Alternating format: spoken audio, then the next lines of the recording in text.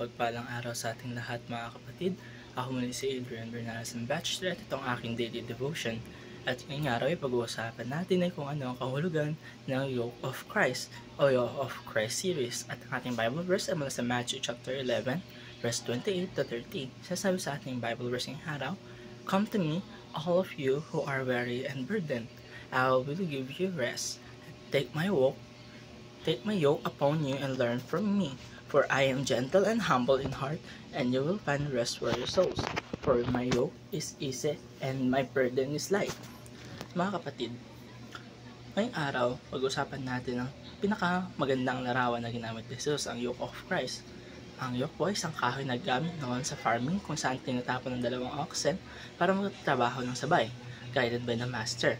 At ito makikita natin na hindi tayo iniwan ni Jesus para magbuhat mag-isa. Inanyayahan na tayo na ipasok ang ating sarili sa kanyang pamatok, meaning sa kanyang leadership, sa kanyang guidance at sa kanyang presensya. At mayroon tayong teaching ngayong araw para magkaroon tayo ng mas malinaw na punto o explanation patungkol dito. Una-una, the yoke of Christ gives the rest to the weary and burdened. Sa panahon natin ngayon, ang dami nating binubuhat, problema sa pamilya, pressure sa school, expectations ng tao, personal struggles, minsan pati guilt dahil sa kasalanan. At minsan iniisip natin, Lord, bakit ba parang ako lang mag-isa? Pero ang sabi ni Jesus, "Come to me." Hindi niya sinabi na kayusin mo muna buhay mo bago ka lumapit sa akin. Ang sabi niya ay ako ang bahala, ibigay mo ang sarili mo sa akin, ang bigat na iyong nararamdaman. Alam mo kung bakit niya ito sinabi? Kasi siya mismo ang nagbubuhat kasama mo. Ang yoke na minsan nagpapabagsak sa atin, sin, shame, legalism, overthinking, ay pinalitan niya na ng yoke. May rest, may companionship, at may grace.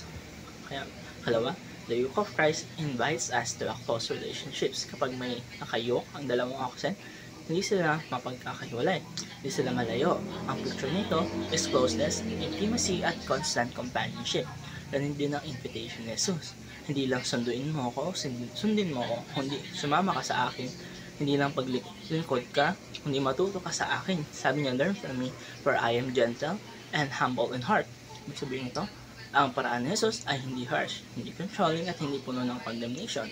Ang paraan niya ay puno ng kababaang loob at pagmamahal. Habang naglalakad ka kasama siya, unti-unti kang nagbabago.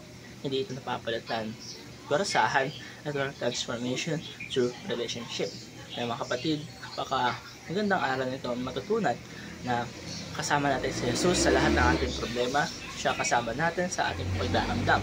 At ito tatapos ang aking daily devotion. Maraming salamat sa panonood.